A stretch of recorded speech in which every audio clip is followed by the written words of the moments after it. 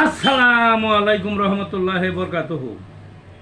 তে বন্ধুগণ, আশা করি আল্লাহ পাকের রহমতে সকলেই সহি সালামত আছেন। তে কবি গাজী আক্কাস আলী ইউটিউব চ্যানেল 017140885009 এর পক্ষ থেকে আপনাদের সকলের প্রতি রইল একান্ত আন্তরিক শুভেচ্ছা ও ভালোবাসা। তে বন্ধুগণ, এখন আপনাদের সামনে যে বয়ানটা রাখবার চেষ্টা করব, বয়ানটা হলো আমার স্বরচিত একটা কবিতা। কি কবিতা? এই কবিতাটা একটু পরে আসি। সেটা হলে যে বর্তমানে যে বিশ্বকাপ ফুটবলের উন্মাদনা চলছে, বুঝলেন না? এই খেলার সন্ধানে নামক আমার একটা বই লেখা হচ্ছে। এই বইয়ে ওই পৃথিবীর সেরা ওই পরিচিত, সর্বত্র পরিচিত, ওই যুগে যুগে পরিচিতি লাভ করছে এবং থাকবে তাদের নামটা, তাদের খেলার কাণ্ডটা, এরকম কতগুলো প্লেয়ার আসছে কবিতাকারে। এক একটা প্লেয়ারের সম্বন্ধে এক একটা কবিতা, তাছাড়া আরও অন্যান্য খেলারও কিছু আসছে। তো যা হোক, ওই 2 দশক 2.5 দশক আগে ব্রাজিলিয়ান একজন ফুটবল বলার ছিলেন রোনালদিনহো, অনেকেরই মন আছে।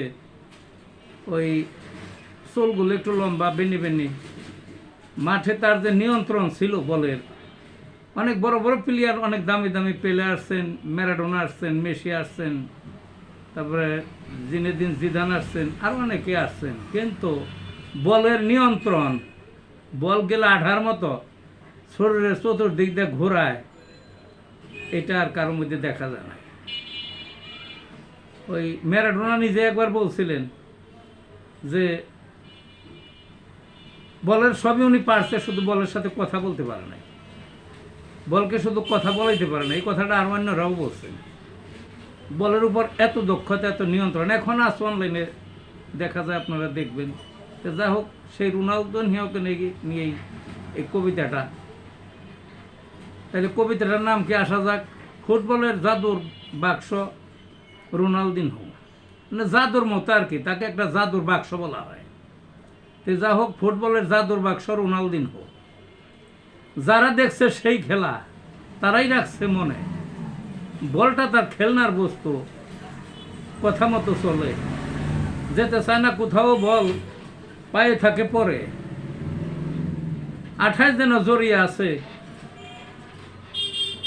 কেতা নিবে কেড়ে, কারো বাপের সাধ্য নাই, যাবে বলের ধারে, নিজের দেহে বল ঘোরায় বৃত্তাকারের ছকে, কখনো বল পায়ের পাতায়, আবার মাথা ছেড়ে, প্রতিপক্ষ পড়ছে ধাঁধায়, সরষে ফুল চোখে। দেখছেন নি? খেলার মাঠে বল নিয়ন্ত্রণ, জাদু মন্ত্র পরে, কোথাকার বল কোথায় নেয় জানে শুধু নিজে।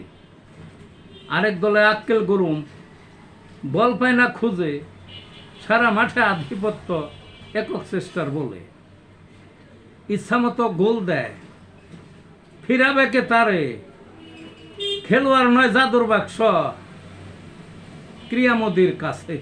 এই ছিল বন্ধুগণ কবিতাটা। ভালো থাকুন।